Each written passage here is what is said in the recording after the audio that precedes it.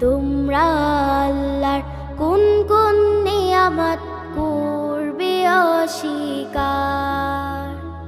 যেখানে তাকাবে দেখবে শুধু তার নিয়ামত সম্ভার।